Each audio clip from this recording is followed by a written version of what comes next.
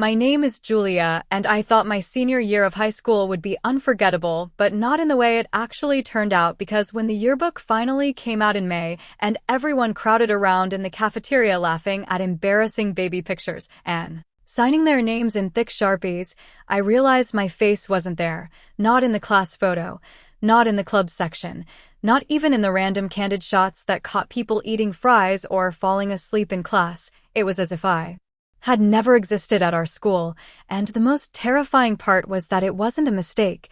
It was intentional. Someone had erased me completely, and that someone had to be on the inside. At first, I thought maybe it was just an oversight, a formatting glitch, or maybe one of those printing errors that people joked about, but the more I asked around, the more I noticed the way people shifted uncomfortably when my name came up. The way teachers avoided answering me, and the way some of my so-called friends looked away when I demanded to know what had happened. And it hit me that this was planned, and not just by anyone, but by people I had trusted the most. I wasn't invisible in high school. In fact, the opposite. I had poured myself into everything.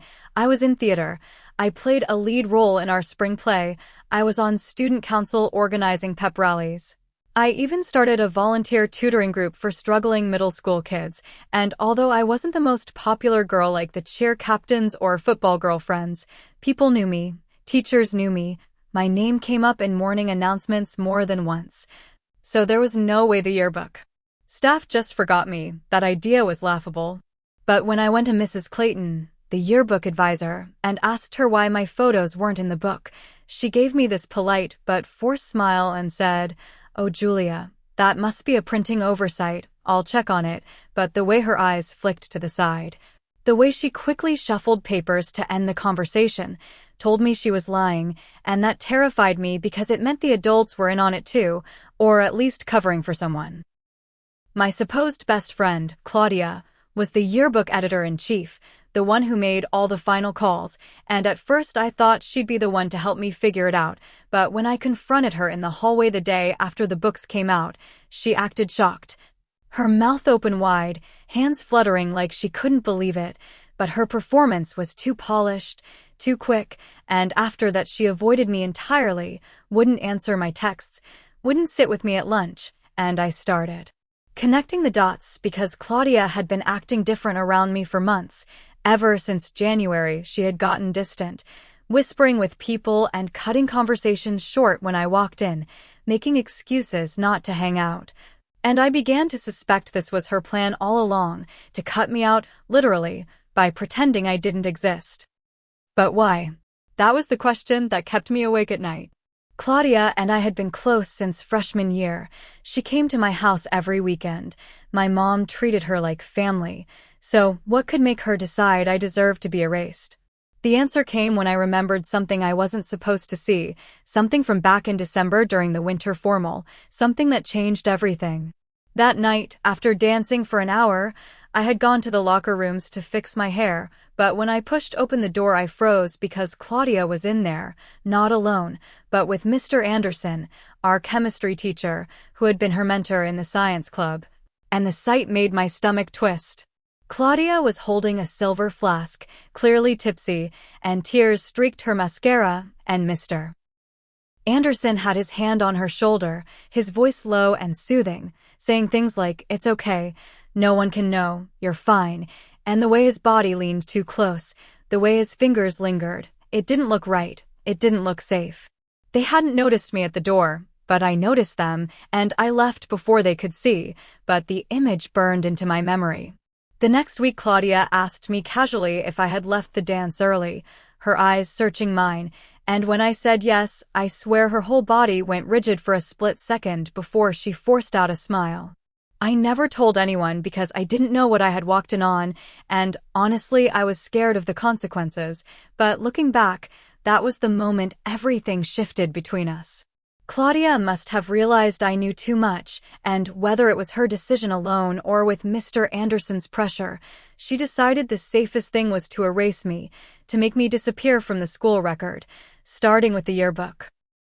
By spring I noticed little things, like my name missing from the student council roster in the school paper, my photo, accidentally left out of the theater bulletin, even the tutoring program credit being given to someone else.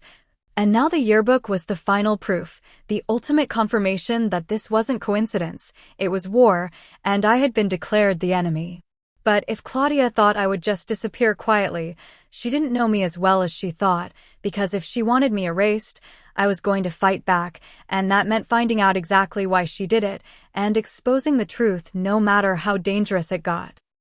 After the shock of the yearbook release, I couldn't sleep for nights because every time I closed my eyes, I kept seeing page after page filled with the smiling faces of people I had spent 4 years with, and yet my own face was gone, as if I had been erased from existence. And that feeling of being a ghost walking the hallways while everyone else celebrated the end of high school gnawed at me until I finally decided that if Claudia and whoever else had helped her wanted me erased, I needed to uncover why, and I needed proof. Something undeniable. I started by going back through my phone because I had hundreds of photos from the past year, group pictures at football games, selfies from theater rehearsals, goofy shots in the cafeteria, and I realized that in a lot of them Claudia was right next to me, smiling, leaning in like nothing was wrong, which made the whole thing even creepier because she had known all along she was going to cut me out, but she kept up the facade until the book came out. Then I noticed something that made my stomach drop. Some of the photos I remembered posting on Instagram weren't there anymore. They had been deleted, but not by me. I dug deeper into my account and saw that the posts were gone completely, not archived, not hidden, erased, and although I couldn't prove it, I suspected Claudia had somehow gotten access to my login because she had borrowed my phone once during study hall, and I never thought much of it at the time, but now it clicked. She had been slowly deleting me not just from the yearbook, but from every piece of school life, controlling what people remembered. The next clue came when I overheard 2 kids from the yearbook staff whispering near the vending machines. One of them said, "She doesn't even know why," and the other laughed nervously and said, "Better that way, less trouble for us." And when they saw me, they shut up instantly, grabbed their sodas, and walked off without looking back, and I knew right then I was onto something much bigger than just Claudia being petty. I cornered one of them later, a sophomore named Evan, and I demanded to know why I had been erased, but his face went pale and he muttered, "Ask Claudia," before bolting down the hall like he'd seen a ghost. So I went to Claudia's house, unannounced, something I hadn't done in months, and when her mom opened the door she looked at me strangely, like she didn't expect me, and said Claudia wasn't home. But I could hear voices upstairs and I swore I recognized one of them, a man's voice, low and firm, and it sounded a lot like Mr. Anderson. Before I could press, her mom smiled tightly and closed the door in my face, leaving me standing there with my heart hammering. The next day at school, I tried to talk to Claudia directly, but she avoided me like I was poison, so I did something reckless. I waited outside the teacher's parking lot after school, and sure enough, Mr. Anderson came out, briefcase in hand. And when he saw me, he actually flinched before covering it with a fake, friendly smile. I told him I wanted to know why I wasn't in the yearbook, why Claudia was cutting me out, and he said, "Julia, don't stir up trouble. It's your senior year. Just enjoy it. Sometimes mistakes happen," but his eyes were hard and his tone had an edge. Like it wasn't advice, it was a warning. That night I got an anonymous DM on Instagram from a blank account with no followers. It said, "Stop digging or you'll regret it," and the message disappeared 5 seconds later, like it had been set to vanish. And I sat there staring at the empty chat box with chills running down my spine because whoever it was clearly knew what I was doing, and the timing was too perfect for it not to be Claudia or Anderson or both. But instead of scaring me off, it made me more determined, and I went back to the winter formal night in my memory, replaying every detail, trying to figure out what exactly I had seen, and the more I thought about it, the more I realized that Claudia's tears, the way she was gripping that flask, the way Anderson was whispering, "No one can know," it didn't feel like just a teacher comforting a drunk student. It felt darker, like there was something else binding them together, something that couldn't survive the light of day. I decided I needed hard evidence, not just suspicions, so I broke one of my own rules and snuck into the yearbook room after hours.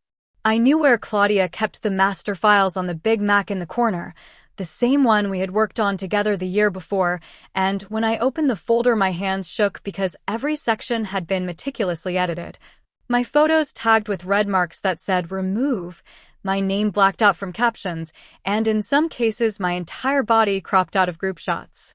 I copied everything onto a flash drive, heart pounding the whole time, and just as I was ejecting it I heard footsteps in the hall and had to duck under a desk as the door creaked open. Claudia's voice drifted in, tense, saying, "We can't risk her finding out. If she talks, everything is over," and another voice, lower, male, replied, "Then make sure she doesn't talk." I froze, recognizing Anderson's voice, and I stayed hidden as they walked past the desk, Claudia's heels clicking, Anderson's shoes scraping, and when the door finally shut again, I bolted out the back exit and didn't stop running until I was blocks away. Now I had proof, now I knew I wasn't crazy. But the problem was bigger than I thought, because this wasn't just a mean girl trying to erase me. This was an entire cover-up, and I was standing right in the middle of it, the one person who knew too much. And if I wasn't careful, I could be erased in more ways than just a yearbook. The flash drive in my pocket felt like it weighed 100 pounds as I walked home that night, because I knew what I had was enough to prove that this wasn't just oversight or coincidence, but a deliberate erasure. And yet I also knew that if Claudia and Anderson realized I had those files, they wouldn't just sit back and let me expose them, they would do something to stop me. I didn't tell my parents right away because how could I explain that my best friend had cut me from the yearbook and my chemistry teacher was somehow in on it without sounding paranoid? So I locked my bedroom door and opened the files on my laptop. Page after page showed me marked up, tagged with red notes like crop out or replace with other student, and the worst part was in the candid section where I found a photo of me at the winter formal standing by the punch table, smiling. And in bold text across the top someone had written, "Do not use," followed by a comment, "She knows." My stomach dropped, my breath caught in my throat, because that confirmed it. They knew I had seen something that night. They knew I was a threat, and the entire yearbook purge was a way to control the narrative, to erase me before I could speak. The next morning at school, the stares felt different, heavier, like people knew something I didn't, and when I walked past a group of juniors, they went silent, and one of them muttered, "That's her," before turning away quickly. I realized rumors were spreading, but I didn't know what Claudia was telling people, only that it was working because I could feel the distance growing, even from kids who had been friendly before. Desperate for someone to believe me, I went to my theater teacher, Ms. Roberts, and showed her a few of the cropped-out photos, but instead of being outraged, she just sighed and said, "Julia, sometimes it's better to let things go. High school drama doesn't matter once you leave." The way she said it, like she knew more than she wanted to admit, made me angry but also scared, because if teachers were aware of what Anderson was doing and looked the other way, then I couldn't trust any of them. That night I got another anonymous message, this time a text from a blocked number. It said, "Return what you stole and stay quiet, final warning." I nearly dropped my phone, but then anger burned through the fear because it meant they knew I had the files, they knew I had proof, and instead of caving I decided to fight back. I printed some of the screenshots and slid them into an envelope, planning to leave it in the principal's mailbox the next morning, but when I got to school the office was locked, so I kept them in my backpack until later. What I didn't realize was that Claudia was watching me, and when I got to my locker after lunch the envelope was gone, my bag slightly unzipped, and my heart stopped because I knew she had taken it, which meant now she had proof that I was trying to expose her. After school, I confronted her in the parking lot, grabbing her arm before she could get into her car, and I told her I wanted my envelope back, but she just looked at me with cold eyes I didn't recognize and said, "You should have just stayed quiet, Julia. You don't know what you've gotten yourself into." Before I could respond, Mr. Anderson's car pulled up behind hers, and she yanked free and jumped in, leaving me standing there shaking. That night, I found a note slipped under our front door with only 4 words scrawled across it, "Last chance. Stop digging." My parents thought it was a prank, but I knew better, and I barely slept, clutching the flash drive like it was the only thing keeping me tethered to reality. The following week, things escalated. Someone spray-painted "snitch" across my locker in dripping red paint, and when I walked into homeroom, everyone stared at me, some smirking, others pitying, and I realized Claudia was turning the whole school against me before graduation. The pressure was unbearable, but it also made me more certain I couldn't back down, so I went to the only person I thought might still be on my side, Evan, the sophomore who had looked terrified when I asked him about the yearbook. I cornered him after class and begged him to tell me the truth, and finally he cracked, whispering that he had overheard Claudia and Anderson talking about me months ago, that Anderson said if I ever opened my mouth his career would be over, and Claudia promised to take care of it. Evan looked like he was about to cry when he said, "I think they mean more than just deleting you from pictures, Julia." Hearing that out loud made the threat real, and for the first time I wondered if I was in actual danger, not just socially but physically, like maybe they were planning something bigger to silence me completely. That night I couldn't shake the feeling of being watched. Every time I glanced out my window, I thought I saw movement near the trees, and just as I was about to close my curtains, I spotted a car idling across the street with headlights off. My chest tightened, I ducked down, and when I peeked again the car was gone, but the dread stayed. I thought I could handle this on my own, but the game was shifting and I was starting to realize that if I didn't do something drastic, Claudia and Anderson might succeed in erasing me not just from a book, but from everything.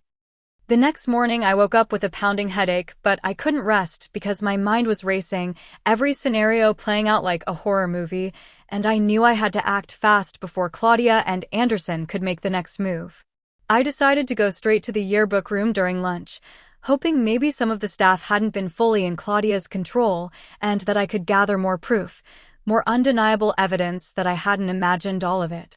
When I arrived, I slipped past the secretary and headed to the back, and sure enough, I found a few students working quietly at their computers, unaware that I had seen their whispers before. I approached a girl named Tessa, who had always been nice to me, and I whispered, "Please, I need your help. Claudia erased me from everything and I have proof, but I need more before anyone else sees it."